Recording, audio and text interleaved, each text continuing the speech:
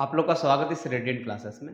आप पीछे वाले वीडियो में देखेंगे सीक्वेंस के बारे में, सीक्वेंस क्या होते हैं, उसका टर्म क्या होता है, रेंज क्या होता है, ये सब चर्चा किए थे। जिससे यहाँ देखेंगे बोला है कि a function whose domain is a set of natural number and range is the set of real number is called a real sequence. ये सब के बारे में चर्चा किए थे कि सीक्वेंस किसको बोलते हैं, रेंज किसको बोलते हैं, बॉन्डेड एबव सीक्वेंस क्या है, बॉन्डेड बिलो सीक्वेंस क्या है, बॉन्डेड सीक्वेंस क्या है। उसके साथ साथ least upper bound, greatest lower bound, monotonic increasing sequence, monotonic decreasing sequence, और इसके बाद कुछ क्वेश्चन किए थे।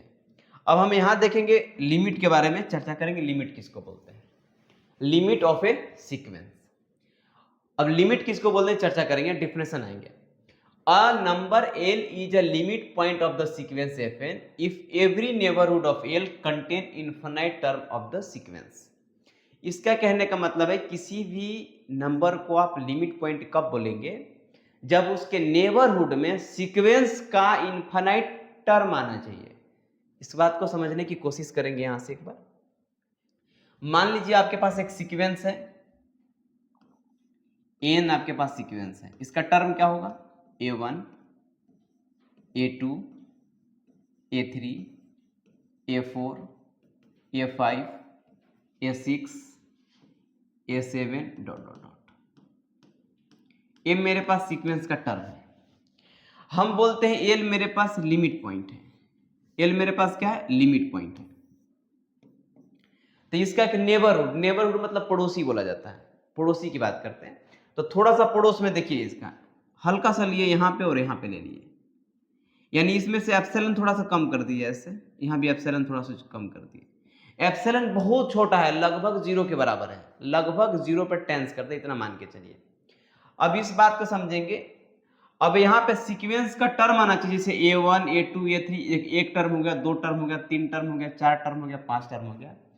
ऐसे सीक्वेंस का यहाँ पे इनफाइनाइट टर्म आएगा। जैसे मान लीजिए ये नहीं गया, इसके बाद ये सब टर्म जो है ऐसे जितना भी टर्म ऐसा आ रहा है इधर से, सारा टर्म कहाँ जा रही है, इसके अंदर कितना टर्म आना चाहिए, इसके अंदर सीक्वेंस की इनफाइनाइट टर्म का जो वैल्यू है वो इसी के अंदर में लाइज करना चाहिए।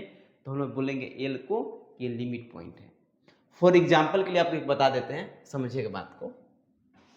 -1 के पावर n एक मेरे पास सीक्वेंस है, इसका क्या मिलेगा, पहला टर्म -1, फिर 1 -1 1 -1 1 -1 1 -1, यानी ये मेरे पास है A1, ये मेरे पास है A2 A3 A4 A5 A6 A7 A8 A9 dot dot dot. अब यहाँ हम लिमिट पॉइंट की बात करते हैं। लिमिट पॉइंट क्यों बोलेंगे, किसको बोलेंगे, ये -1 को बोलेंगे। ये -1 के नेबरहुड लेंगे, थोड़ा सा पहले लेते हैं यहाँ पे और थोड़ा सा पहले यहाँ पे लेते हैं। थोड़ा सा पहले मतलब माइनस से थोड़ा सा पीछे आते हैं। अच्छा, माइनस लिखना तो ऐसे भी लिख सकते हैं, आपको लिखने का मन करे तो यहाँ लिख देते, थोड़ा सा पहले लिख देते हैं -1 से इधर, तो -1.001। थोड़ा सा पीछे आए, इधर लिख देंगे 1 यहाँ लिख देते हैं, थोड़ा सा बढ़ा देते हैं यहाँ पे, ऐसी पॉइंट में बढ़ा देते हैं, समझिएगा बात को। -1 में थोड़ा सा घटा देते हैं, -0.000, और यहाँ भी करते हैं -1 में प्लस कर लेते हैं 0.000। समझिएगा बात को। इसका मान लिया एप्सिलॉन वैल्यू मान लीजिए। देखिए -1 से कितना पीछे, थोड़ा सा पीछे है, इसके पीछे। अब सीक्वेंस का टर्म देखिएगा, इसके बीच में सीक्वेंस के कितना टर्म लाइज करेगा। देखिए A1 यहीं भी जाएगा, A3 भी यहाँ जाएगा, A5 भी इसी के बीच में जाएगा, A7 भी यहीं जाएगा, और A9 भी यहीं जाएगा। यानी कि जितना ओड टर्म है वो कहाँ जा रहा है आपके पास, इसी के बीच में जाएगा। तो ओड टर्म की संख्या कितनी है, इनफाइनाइट है, इसलिए -1 को हम लोग क्या बोलेंगे, लिमिट पॉइंट। वैसे 1 पे देखेंगे, 1 का नेबरहुड लेते हैं, 1 से थोड़ा सा पहले 1 में कितना माइनस कर लेते हैं, 0 पॉइंट, मान इतना 4 जीरो दे दिए, इतना इसे कम कर दिए, इसे 1 पॉइंट इसमें जोड़ देंगे, 1 में 0.40 जोड़ दीजिए, ठीक है। देखिए कितना छोटा लिए हैं, 1 से थोड़ा सा इधर और थोड़ा सा इधर लिए हैं। अब इसके बीच में पूछते हैं कि सीक्वेंस का कितना टर्म, हम लोग कोई भी आप नेबरहुड ले लेंगे तो सीक्वेंस के इनफाइनाइट टर्म आना चाहिए। अब मुझे बताइए, नेबरहुड ले लिए, अब उसके बाद देखिएगा 2 कहाँ जाएगा, A2 इसी के अंदर, क्योंकि A1 वैल्यू है, फिर A4 A6 A8 A10, मतलब जितना भी इवेंट टर्म वाला होगा, सीक्वेंस के इवेंट टर्म होगा, सारा कहाँ लाइज करेगा, यहाँ। इवेंट टर्म की संख्या कितना होगा, इनफाइनाइट। यानी वन के नेबरहुड में सीक्वेंस का इनफाइनाइट टर्म आ रहा है, तो इसको हम लोग क्या बोलेंगे, ये मेरे पास लिमिट पॉइंट है, यानी इस सीक्वेंस का दो गो लिमिट पॉइंट है, 1 और -1। ठीक है, इसकी ये डिफिनेशन ये बोला गया यहाँ पे, यहाँ देखेंगे यही बात बोला गया। A number L is a limit point of the sequence Fn if every neighborhood of L का कोई भी नेबरहुड ले लीजिए, कितना भी छोटा ले लीजिए, सीक्वेंस के उसके बीच में इनफाइनाइट टर्मलाइज करेगा, उसको बोलते हैं हम लोग लिमिट पॉइंट। वही बात यहाँ भी एक बोला गया, sequence n is said to have a limit point L if for a given epsilon greater than 0 then there exists a number m such that n minus n less than epsilon for all n greater than equal to m। जब यहाँ बात करेंगे, अब इस modulus को break करेंगे तो मिलेगा L माइनस एप्सिलॉन। इसका कहने का मतलब क्या, ये भी समझेंगे। यहाँ जब बोला गया an माइनस L का modulus less than epsilon for all n greater than equal to m, इसका मीनिंग क्या निकला कि L माइनस एप्सिलॉन an और L plus epsilon, modulus break ऐसे करते हैं यहाँ पे। और यहाँ बोला गया for all n greater than equal to m, m मेरे पास कोई एक पास पॉजिटिव इंटीजर रहेगा, ठीक है। अगर m का वैल्यू हम 10 रख दिए, m का वैल्यू क्या रही है 10, 10 के बाद क्या होगा, n का वैल्यू 10 या 10 से बड़ा लेना है। अब सीक्वेंस का टर्म लिखेंगे तो कैसे लिखाएगा, a1 a2 a3 a4 dot dot dot a9 a10 a11 dot dot dot. समझेंगे बात को, बोला गया यहां समझेंगे l माइनस एल, यानी यहाँ लिमिट जो बैठाएंगे यहाँ से, यहाँ l हो गया, यहाँ हो गया l माइनस एप्सिलॉन, यहाँ हो गया l प्लस एप्सिलॉन। इसका मीनिंग तो ही मिला आपके पास। अब यहाँ से n का वैल्यू 10 या 10 से ज्यादा देंगे, यानी कि a10 से लेकर के आप जितना भी वैल्यू पुट कर दीजिए यहाँ पे, वो सारा किसके बीच में लाइज करेगा, l माइनस एप्सिलॉन से लेकर l प्लस एप्सिलॉन तक, यानी a10 से लेकर कैसे आप कुछ भी वैल्यू पुट किए, सारा कहाँ लाइज करेगा, इसी के बीच में लाइज करेगा। जैसे कितना टर्म हो गया, इनफाइनाइट टर्म हो गया। 10 के बाद आप जितना भी टर्म को पुट करेंगे, मैंने a10 a11 a12 सब किसके बीच में लाइज करेगा, देखिए इसी के बीच में लाइज करेगा, यानी इसके बीच में लाइज करेगा, तो l के नेबरहुड में सीक्वेंस के इनफाइनाइट टर्म आ गया, हम लोग क्या बोलेंगे, मेरे पास लिमिट पॉइंट कहलाएगा। l मेरे पास क्या कहलाएगा, लिमिट पॉइंट कहलाएगा। इसका कहने का मतलब यही बात है। अब कन्वर्जेंट सीक्वेंस किसको बोलते हैं, डाइवर्जेंट सीक्वेंस किसको बोलते हैं। आपको मोटी मोटी बात ऐसे बता देते हैं, कोई भी सीक्वेंस रहेगा उसका लिमिट निकालिएगा। अगर जो लिमिट उसके पास यूनिक मिला और फाइनाइट मिला तो हम लोग बोलेंगे वो कन्वर्जेंट है। डाइवर्जेंट क्या बोलेंगे, इसमें भी लिमिट यूनिक मिलना चाहिए लेकिन इनफाइनाइट मिलना चाहिए। यूनिक कहने का मतलब या तो प्लस इन्फिनिटी मिलना चाहिए या तो फिर माइनस इन्फिनिटी मिलना चाहिए, दोनों में से कोई एक मिलना चाहिए, लेकिन लिमिट क्या होना चाहिए, फाइनाइट होना चाहिए। इसको क्या बोलेंगे हम लोग, ये मेरे पास डाइवर्जेंट रहेगा। और जब पॉजिटिव रहेगा तो प्लस इन्फिनिटी मिलेगा आपके पास। आगे बढ़ते हैं, अब यहां शो करना by definition show that this इस डिफिनेशन से इसको शो करना आपके पास कि 2 इसका लिमिट पॉइंट मिलेगा। डिफिनेशन से कहने का मतलब मोटी मोटी बात है, आपको m निकालना है। m निकाल लेते हैं तो कन्वर्जेंट हो जाएगा, नहीं निकालेंगे तो कन्वर्जेंट नहीं होगा। अब आते हैं डिफिनेशन के हिसाब से, a sequence n is said to have a divergent if corresponding to any positive number m however large, then there exists a positive integer n such that, ये वाला कंडीशन, यानी आपको पास ऐसा मिलेगा ही नहीं, आप पुट करते जाएंगे n के वैल्यू हमेशा भागते जाएगा, यानी लिमिट क्या इनफाइनाइट मिलेगा। इसको हम लोग क्या बोलेंगे, ये जो सीक्वेंस है मेरे पास वो डाइवर्जेंट सीक्वेंस है। नेक्स्ट क्वेश्चन देखिए, यहाँ पे शो करते इसको, चलिए पहला क्वेश्चन है, limit n tends to infinity 2n plus 1 बटा में n plus 3 equal to 2। Solution करेंगे,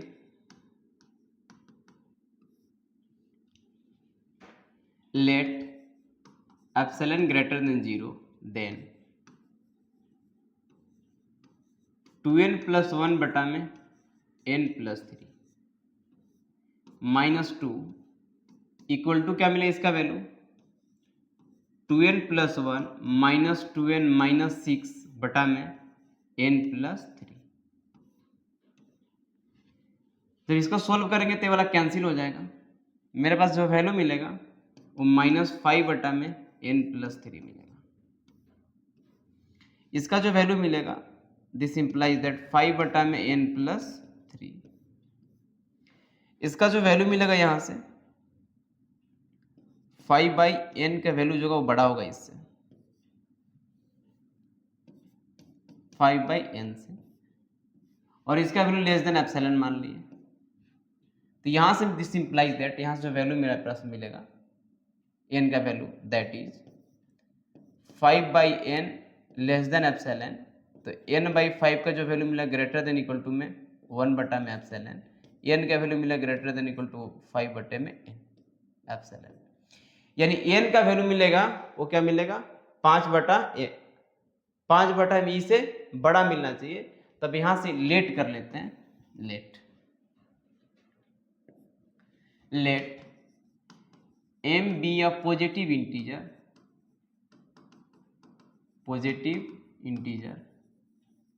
greater than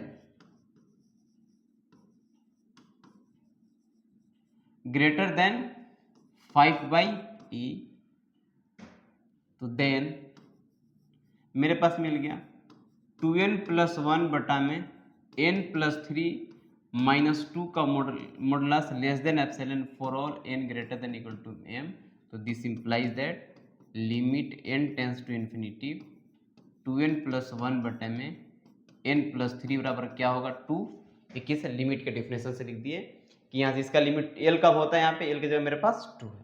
यानी आपको ये m निकालना है, n का वैल्यू इससे ग्रेटर देन इक्वल टू निकाल दिए तो लिमिट मिलेगा, अदरवाइज नहीं मिलेगा। सारा खेल यही निकालना है आपके पास है। नेक्स्ट देखेंगे, सेकंड नंबर क्वेश्चन की बात करते हैं। आपको ये वाले क्वेश्चन के 1 निकालना है, एक हम ये निकाल देते हैं, आप बाकी निकालेंगे यहां से। नेक्स्ट देखेंगे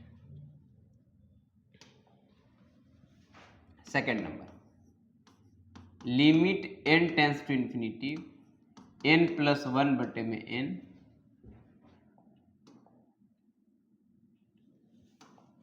इक्वल टू क्या होना चाहिए 1 होना चाहिए। इसका सॉल्यूशन करते हैं।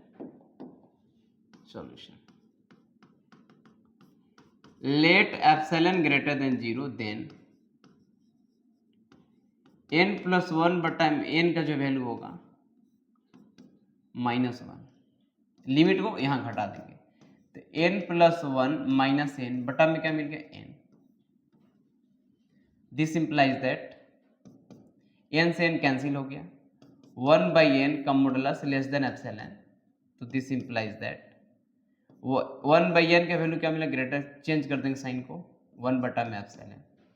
तो लेट हम यहां मान लेते हैं, लेट m be a positive integer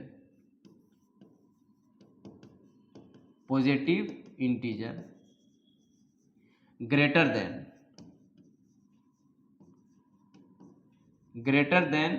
1/एप्सिलॉन। Then n - 1 + n - 1 का मॉडुलस होगा, इसका वैल्यू क्या माने लेस देन एप्सिलॉन। तो less than epsilon for all n greater than equal to, किससे बड़ा होना चाहिए इससे बड़ा होना चाहिए, तो ग्रेटर देन इक्वल टू में m। तो this implies that limit n tends to infinity n + 1/में n का जो वैल्यू मिलेगा वो क्या मिलेगा 1। यानी यही आपके पास निकालना है, n greater than equal to ऐसे निकाल लिए तो आपके पास वो लिमिट कहलाएगा। अब नहीं निकाल पाए तो आप m नहीं ढूंढ पाएंगे। इस कंडीशन में मेन आपको मुद्दा यही वाला है। बाकी आपके पास यहाँ होमवर्क है वाले, ये वाले को आप खुद बना लेंगे, AHW है। और ये भी आपके कन्वर्जेंट दिखाना, ये भी आपके पास होम SW, इसको भी लिमिट ही निकालना है। ये n के वैल्यू दिया हुआ है, लिमिट आपका 3/4 शो करना है, आप शो कर देंगे आपके पास बन जाएगा। यानी